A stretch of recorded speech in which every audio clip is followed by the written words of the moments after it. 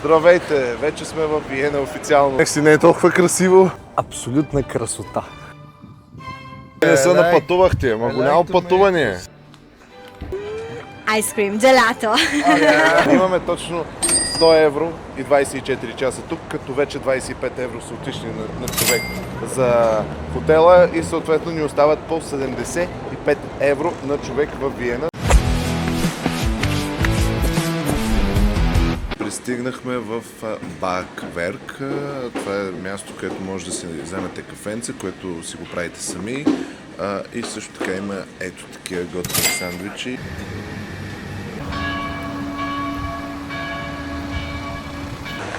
Значи 3 евро струва едно билетче за трамвай и автобус.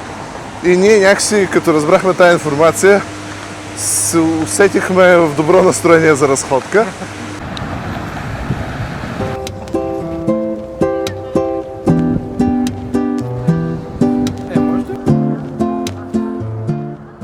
Абсолютна красота.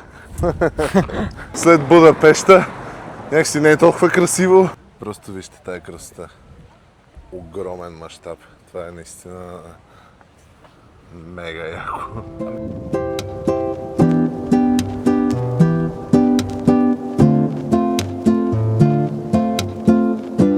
Вижте колко арт човек седи пред двореца във Виена и чете. Yes, hello, what do you want from me? Искаме да ви питаме, вие кога излязохте от селото, кога си повярвахте, бе? I don't speak your language, sir. Sorry, hello.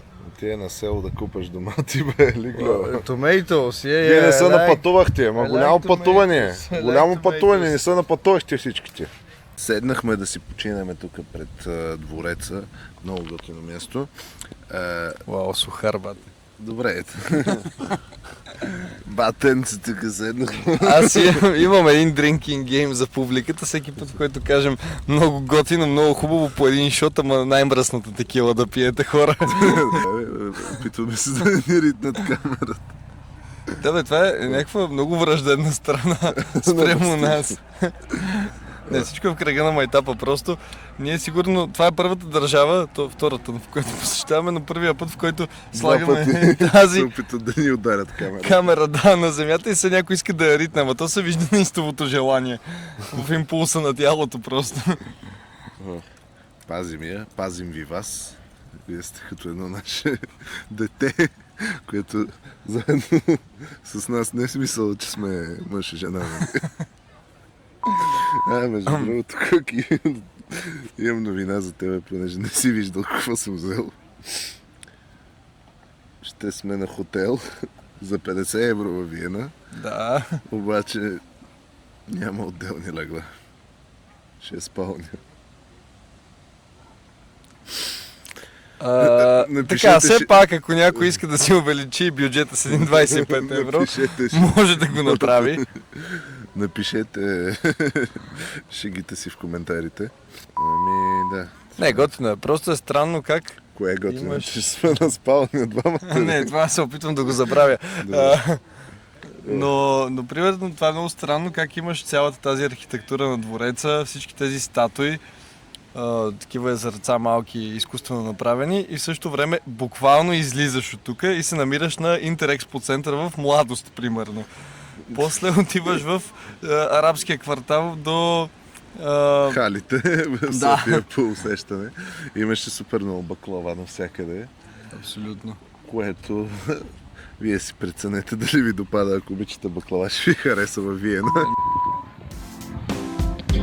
Ние сме в магазин, който сигурно вие никога не сте чували. Нарича се... Как беше произношен? Белла. Белла има изключителен асортимент. Сега ще ви покажем. Между другото, ние за майтап имаме такива неща, нямаме. Да. При нас това си е местно.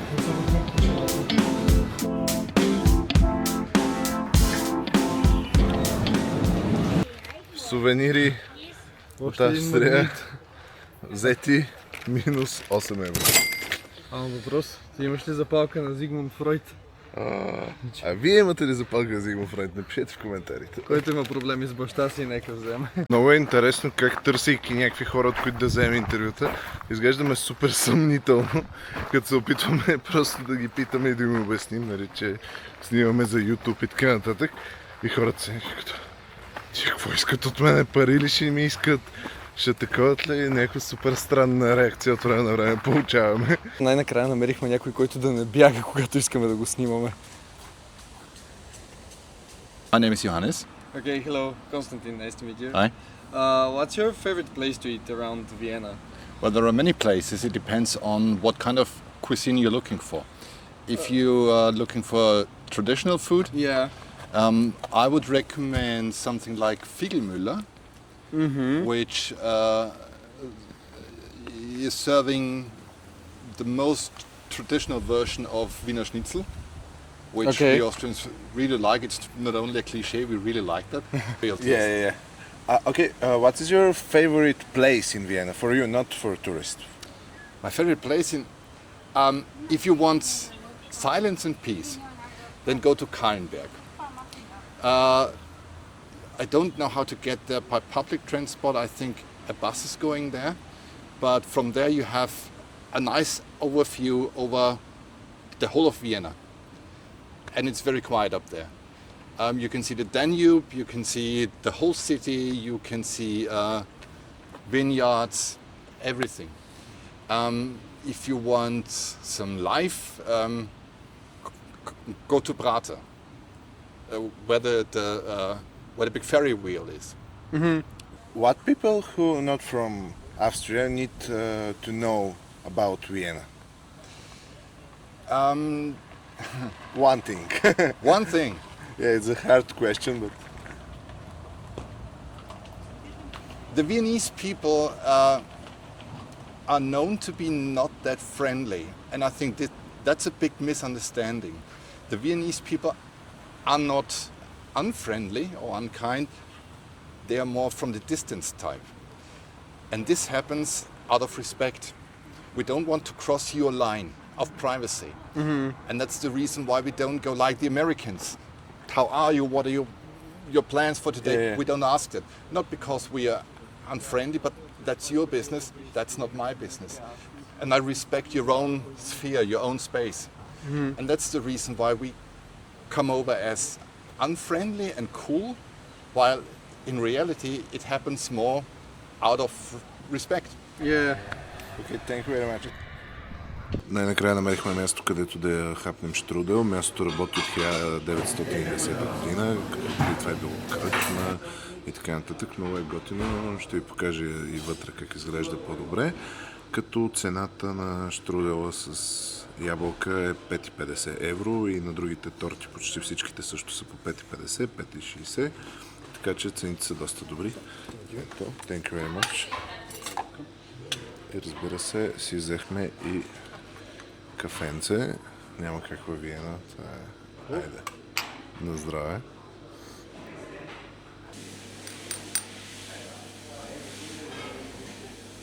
Цял живот виенско еспресо е пил. Филмира се колегата. Абсолютно. Но... Абе, добро кафе, реално. Не, доста нормално. Много приятно.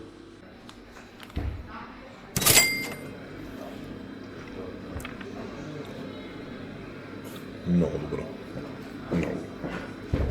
А това тук е сахар, която е супер брутална торта. Няма нищо общо с тази, която едем в България, в София.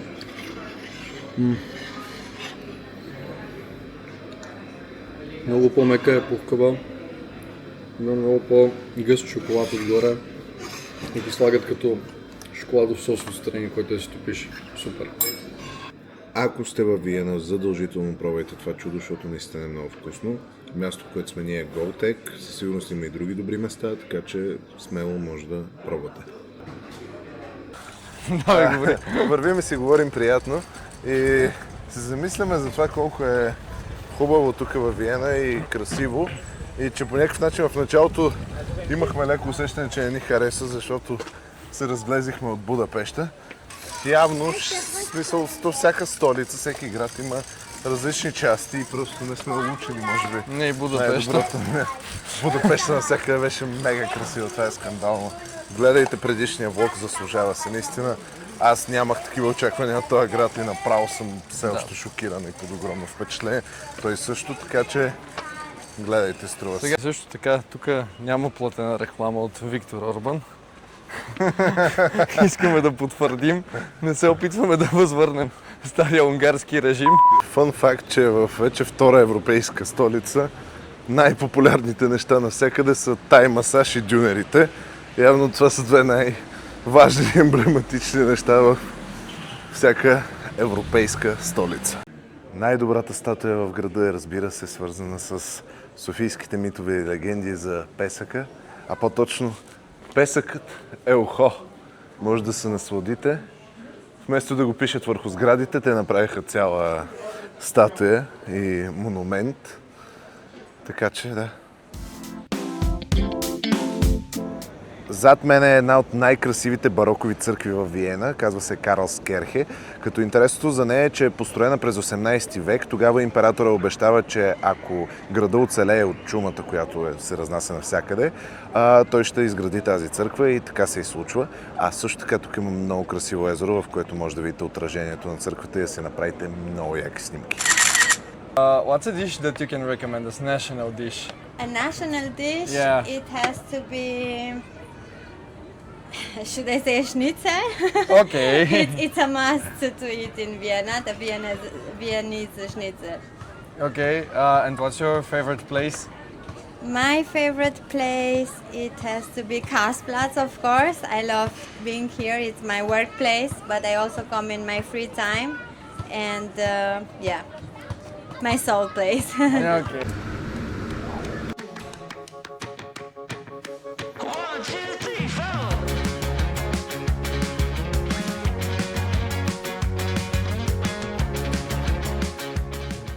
Пилови, взимаш си скира вместо кисело мляко. Well, I chipped my tooth on a tangerine, and the jaybird singing something about the way things used to be. Now I'm dancing on a wire like a cheap. Изкривени на хора, но малко по-като уроди. Ето, To be. Now I'm dancing on a wire like a cheap paper tiger, strumming on a heartstring stereo to a song that no one knows, and it goes like this. Hey, hey, yeah, said it goes like this. Say la vie au temps. Ето тук бяхме и беше много яко. Така че ви препоръчвам, ако имате възможност и желание за нещо подобно, да отидете, защото наистина си заслужава. 15 евро, но ще видите доста готини неща. Така че да, продължаваме напред. Готиното във Виена е, че разхождайки се, случайно можеш да попаднеш на паметници на едни от най-великите хора, които са дали страшно много на изкуството, литературата и така нататък. Зад мен е паметника на Гьоте, човекът написал Фауст, върху която творба е работил почти през целия си живот. А след малко ще ви покажем още по-известна фигура, която със сигурност вече сте чували.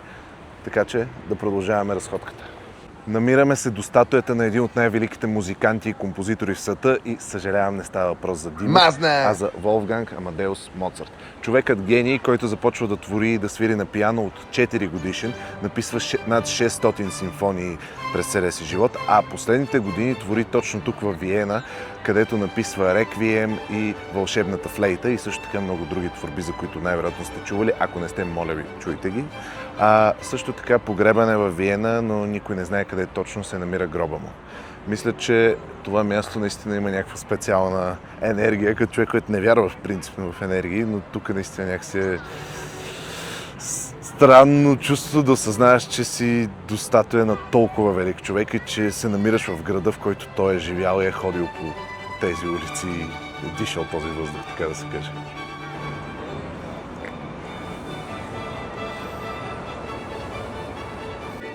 Ние сме на място, където се събират хората, пиват си, има различни работи. И да, имаме перол. най-мъжката напитка, възможно, като може да се вземе, както си вика дядо ти цял живота перал, че безалкохолно е пил и е седял до музеите във Виена. Представете, че ще спиме днеска на едно легло. Доста интересно. Мисля, че Виена почна да ни променя прекалено бързо. На здраве!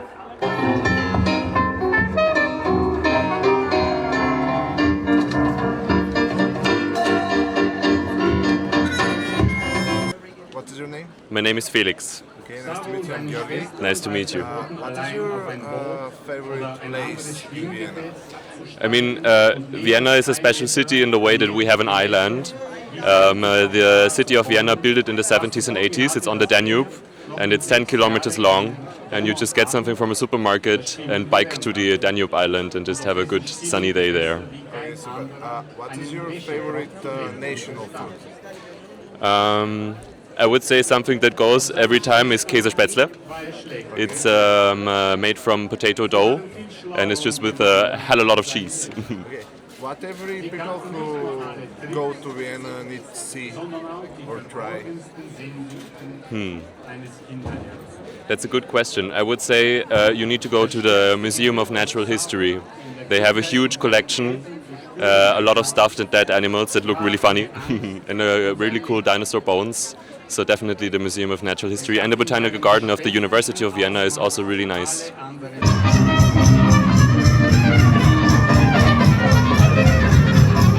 Така, хора, малък проблем. Не знам къде се изгуби Георги, понеже се разделихме между пазарите и паметниците. Какво става, брат? Ти къде си? Аз съм си тук в паркчето, виж, хората седят, кефят се. Пуснал съм си Storytel да слушам слушалките и се наслаждавам на живота. Как е, обиколи ли всичко? Да.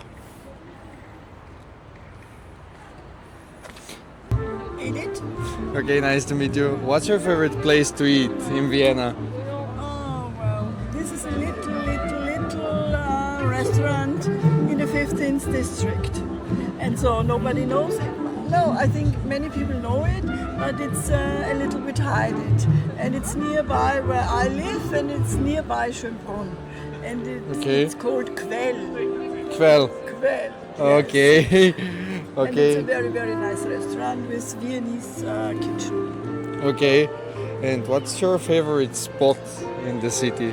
You love the place. Well, there are many. One of these are, of course, is here in the Museumsquartier because I worked there for 9 years. Ooh, really cool.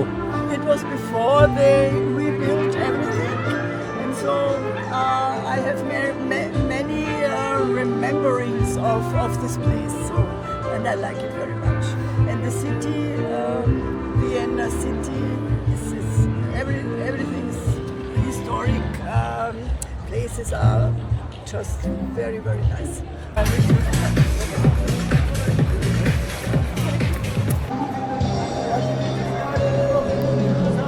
А сега се намираме пред катедралата Свети Стефан, която е кръстена на същия унгарски крал, когато видяхте в предния епизод. Тази катедрала е на 980 години, като има 230 000 цветни тухли на покрива си и е много известна с това, че самият Моцарт всъщност провежда своята сватба вътре в катедралата. Това е най-посещаваното място във Виена.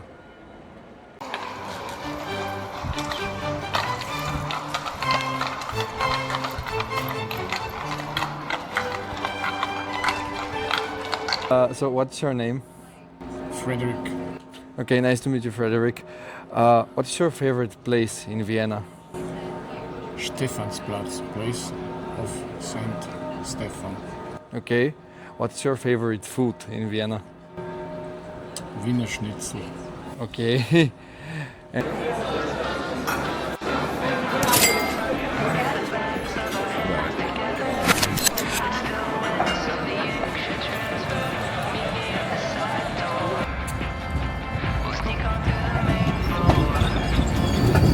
Още едни 30 000 крачки извървяхме в Виена. Наистина страхотен град, но умората е на ниво.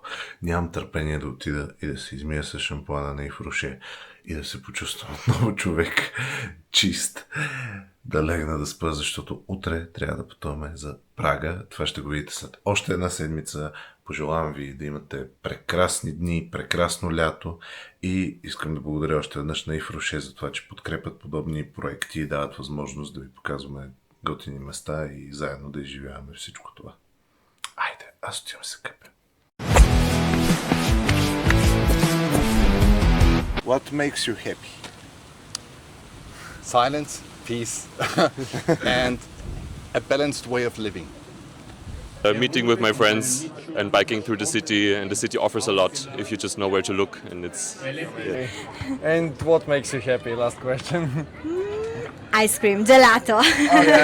Thank you. Thank you. Have a good day. Have a good day. Lastly, what makes you happy? To live in Vienna. That's the best answer. Thank you very much. Thank you very much.